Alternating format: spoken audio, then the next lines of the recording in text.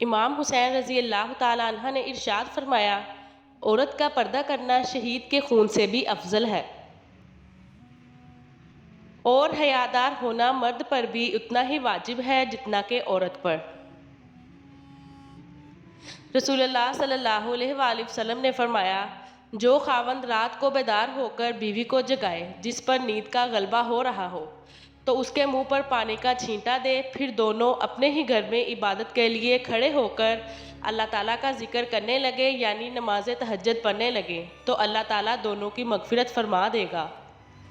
جس شخص کو اللہ کے ہر کام میں حکمت سمجھ آ جائے، وہ زندگی میں کسی بھی واقعے کے رونما ہونے پر شکوہ نہیں کرتا، صرف تسلیم کرتا ہے مصیبت کا مقابلہ صبر سے اور نعمتوں کی حفاظت شکر سے۔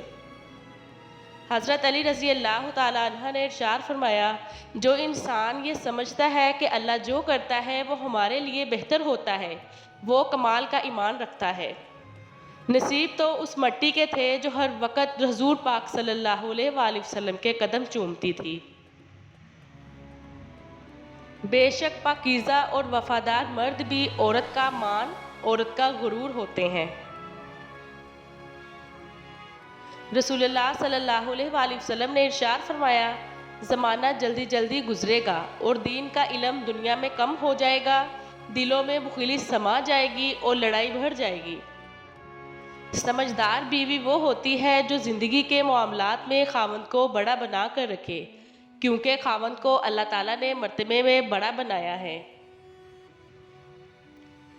کسی سے دکھ نہیں کہنا، کسی سے کچھ نہیں کہنا، اور اپنی ذات کے پرچم کو کبھی سرنگوں نہ کرنا۔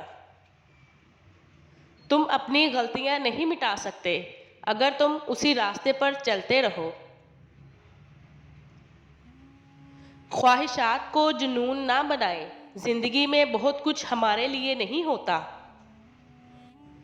جب بھی ماضی کی لغزشیں یاد آئیں تو فوراً کہو، میں اللہ سے بخشش مانگتی ہوں اور اس کے حضور توبہ کرتی ہوں۔ جو اللہ تعالیٰ کے آگے جھک گیا اس نے سب کچھ پا لیا۔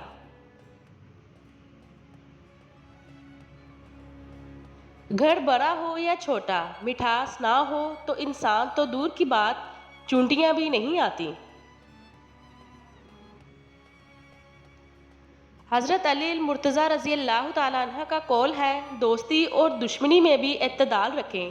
دوست کے ساتھ ایک حد تک دوستی کرو، کیونکہ ممکن ہے وہ ایک دن تمہارا دشمن ہو جائے، اور دشمن سے بھی ایک حد تک ہی دشمنی رکھو کہ شاید وہ کسی دن تمہارا دوست بن جائے۔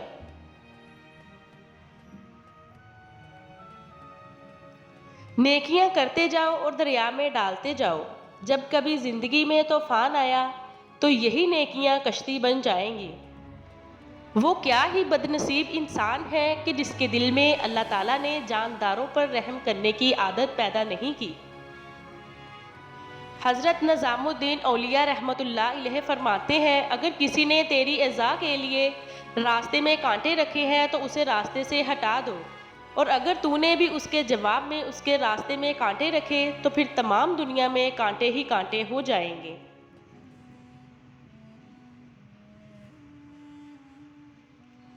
خواہشات کو چھوڑنا، ان سے رکے رہنا، توبہ کے دروازوں میں سے سخت تر دروازہ ہے۔ اگر لوگ اسی معاملہ میں ہلاکت میں پڑے کیونکہ وہ اس مرحلے پر ثابت قدم نہیں رہ سکے۔ خالق اور مخلوق میں اصل تعلق عبودیت کا ہے۔ جس کی عبودیت اللہ کے لیے اکمل ہوگی وہی اللہ کے ہاں افضل ہوگا۔ حضرت عبداللہ بن مبارک رحمۃ اللہ علیہ فرماتے ہیں، کتنے ہی اعمال بہت چھوٹے ہوتے ہیں لیکن اخلاص نیت ان کو بڑا کر دیتا ہے، اور کتنے ہی اعمال بڑے ہوتے ہیں لیکن نیت میں عدم اخلاص ان کو حقیر بنا دیتا ہے۔ امام شافعی رحمۃ اللہ علیہ نے فرمایا، دنیا میں کینہ پرور اور حاسدین سب سے کم سکون پاتے ہیں۔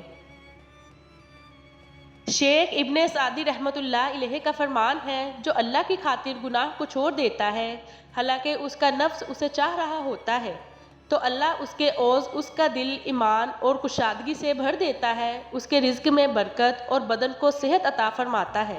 رہا ثواب تو اس کا اندازہ اللہ کے علاوہ کوئی کر ہی نہیں سکتا۔ حضرت علی رضی اللہ تعالیٰ عنہ نے فرمایا، زندگی کے 3 اصول بنا لو، اس سے ضرور معافی مانگو جسے تم چاہتے ہو، اس سے کبھی کچھ نہ چھپاؤ جو تم پر اعتبار کرتا ہو، اسے کبھی مت چھوڑو جو تمہیں چاہتا ہو۔ سورہ کہف یہ ایسی صورت ہے جو انسان کو جہالت کے اندھیروں سے نکال کر روشنی کی طرف لاتی ہے۔ اس میں ہر فرد کے لیے بہت سے اسباق ہیں۔